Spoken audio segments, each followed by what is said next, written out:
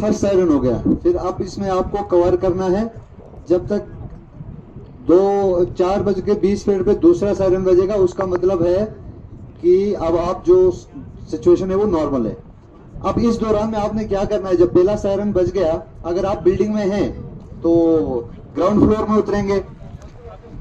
अगर आप ओपन किसी जगह पे हैं जहां कोई पत्थर हो सकता है बड़ा, जो आड़ ले सकते हैं, जो जिससे आप अपने आप को छुपा सकते हैं, आई बात समझ में, कोई भी सख्त चीज का आप आड़ लेके आप अपने आप को बचा सकते हैं।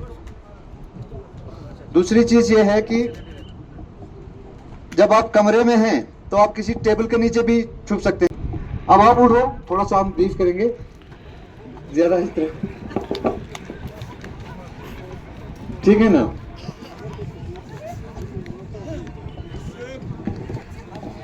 टेबल का हो गया। अभी जो हमारे सीढ़ियां होती हैं सीमेंटेड, जो कंक्रीट की सीमेंट सीढ़ियां होती हैं, उनके नीचे आप छुप सकते हैं। आपको रात के वक्त क्या करना है कि लाइट्स को ऑफ करना है, खिड़कियां बंद रखनी है, कर्टन्स जो हैं वो लगा के रखना है कमरों में, ठीक है। जब होने का खतरा होगा, जब सायरन बजेगा, ये नहीं कि आप जाके आज शाम को लाइट बंद करें, वो नहीं। जब आपको सायरन बजेगा आपके एरिया में, तो ये कुछ चीजें आपने करनी है। आई बात समझ में? ऐसा ना हो कि आप जाके आज शाम को लाइट बंद कर दोगे, वो नहीं है।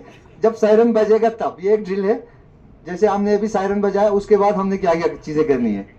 आई बात समझ में? फिर जब दूसरा सायरन बजेगा, फिर उसका मतलब है कि अब सिचुएशन इस तरह का खतरा नहीं है, नॉर्मल है। अब फिर आप आसपास के मतलब बाहर निकल के देख सकते हैं कौन क्या है।